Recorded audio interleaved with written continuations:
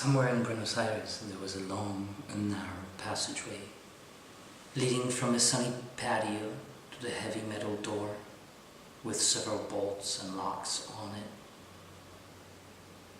The walls of the corridor were whitewashed many years ago and show their age with thin angular cracks, at times large enough to reveal the bricks beneath the paint. There was an old moped near the door, a case of mineral water and some plants. The floor of the patio was made of small black and white ceramic tiles, upon which a dozen of oranges lay carelessly thrown.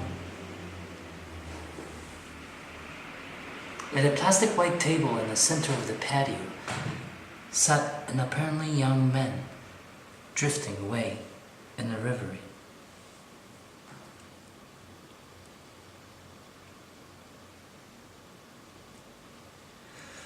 On the table in front of him, there was a notebook with a half-filled page of scribbles in black ink that looked like neat rows of little black ants. At least that is how it appeared to the viewer, hidden above by the second floor window. Besides the notebook, there's an ashtray, a pack of Lucky Strikes, a half-finished cup of coffee, and a little prism. It was indeed that last object that seemed to have captivated the man for such an extended period of time, as if it has captured him. It was noted from above that he was holding in his fingers an extinguished cigarette topped with a head of ash.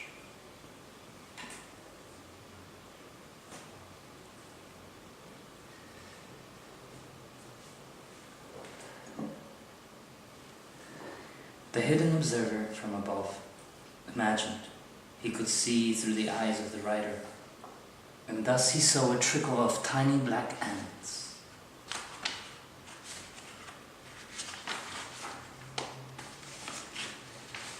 Streaming off the page and winding over the resting hand holding the long extinguished cigarette. Patiently the exodus of words proceeded in its insect-like composition and strove ahead, circumventing the unattended ashtray and a half-filled cup of coffee.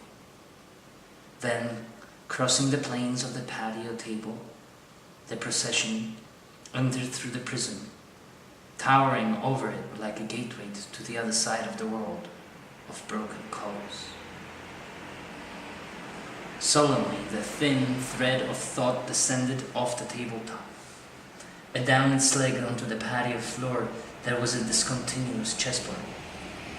There, the single-minded line of ants continued on its journey beneath the carelessly thrown oranges that were like giant orbs of color left behind by runaway gods. They marched on down the hallway, acutely aware that they existed at the edge of time, and sensed the minute subterranean tremors that underlined this world and caused the cracks in the whitewashed walls over time.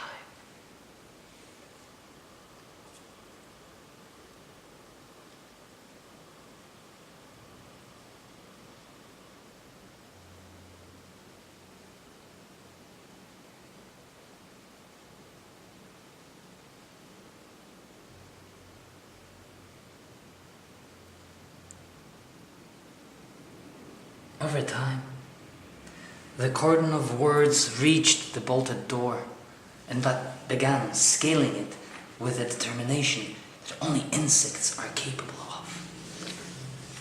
Thus, the exodus of the wandering mind arrived at the keyhole and labored through the rusted mechanism of the lock and exited into the world illuminated outside. It was a world bathed in unusually bright sunlight, a world of ever-forking streets that seemed to expand continually in all directions, with new alleys angling away as if the city unfolded itself as one passed through it.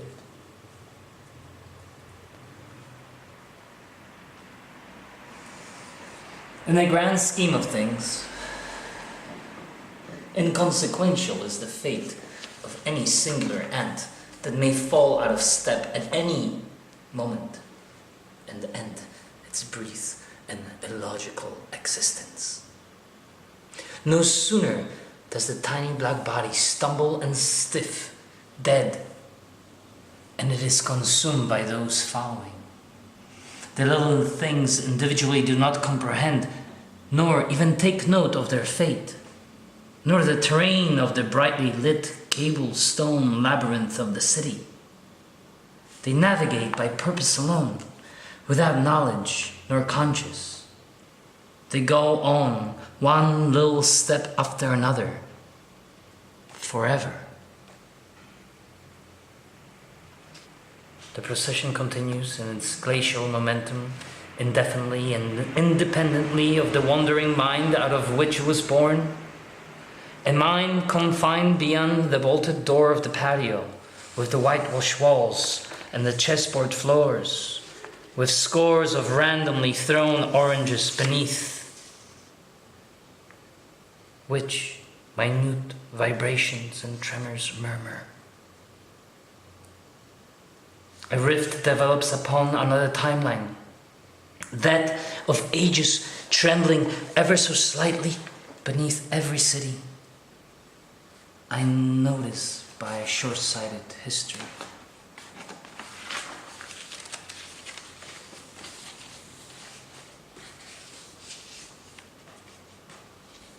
It is the humming of the unsettling change that is the mark of our age, and it appears upon the walls of the patio corridor in the form of tiny cracks.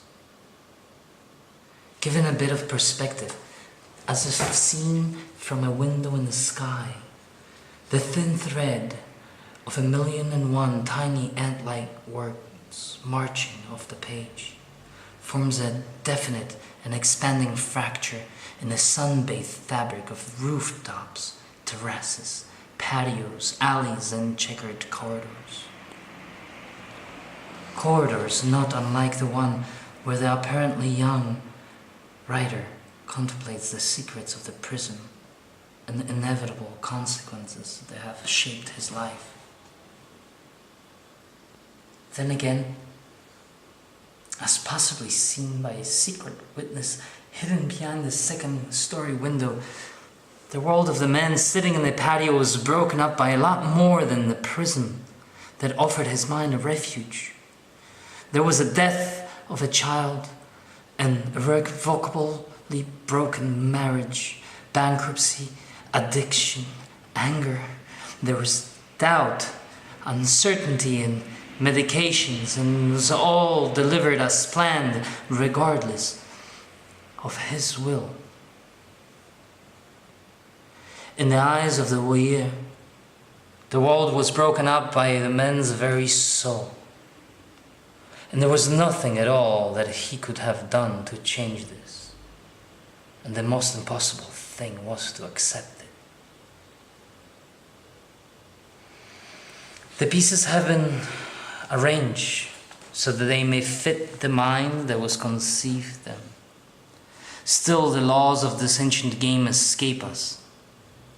Who is watched by whom? And when all we do is watch ourselves? What do we see then, when the fear sets in and we realize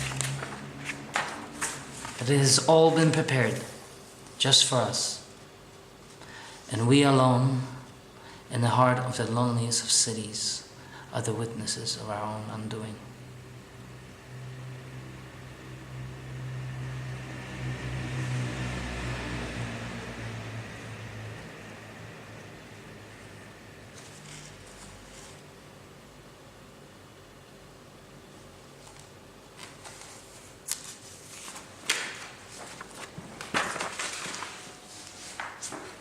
Esta parte última quiero leer de nuevo.